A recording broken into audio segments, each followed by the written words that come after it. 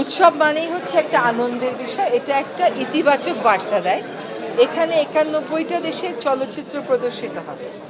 বিভিন্ন দেশ থেকে মানুষ এসছে, তারা আমাদের সংস্কৃতি সম্পর্কে জানবে। এই যে চলচ্চিত্রগুলো প্রদর্শন হবে, এগুলো কেবল কিন্তু সিনেমা দেখা না, এগুলো হচ্ছে সমসাময়িক বিভিন্ন বিষয়ে বিশ্বের বিভিন্ন সমাজে কি ঘটে যাচ্ছে তার দেখবেন।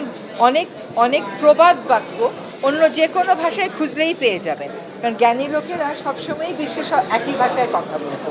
তো এই যে সমাজগুলোর মূল্যবোধ অনেক বিষয়ে একরকমের ছিল, সেই মূল্যবোধের জায়গায় চর্চার আবার একটা ক্ষেত্র তৈরি করা, যা বিভিন্ন কমিউনিটিকে তাদের যে নিয়ত সংগ্রাম, সেগুলো এক কমিউনিটির সংগ্রাম আরও 90টা দেশের কমিউনিটির সামনে তুলে ধরা, এবং এই তুলে ধরার মাধ্যমে কেবলমাত্র যে সংস্কৃতির চর্চা হচ্ছে তা কিন্তু না, মূল্যবোধ শেয়ার করারও একটা বড় ক্ষেত্র তৈরি হচ্ছে।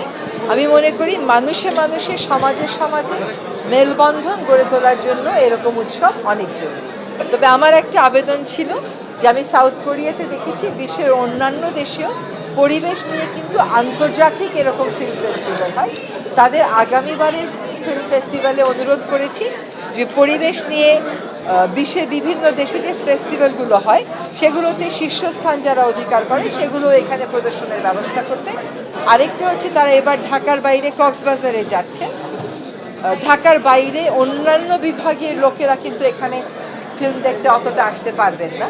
যদি এটা কোনোভাবে সম্ভব হয় ঢাকার বাইরে, এবার না হলে অন্যান্যবার, যে 8টা বিভাগীয় এলাকাতে এই ফিল্মগুলো প্রদর্শিত হবে, তাহলে আরও বড় সংখ্যক মানুষ এই ফিল্মগুলো দেখতে পারত, এবং যেটা বললাম সাংস্কৃতিক মেলবন্ধনের পাশাপাশি মূল্যবোধের জায়গাতেও তারা নতুন করে আবার ভাববার সুযোগ পেত।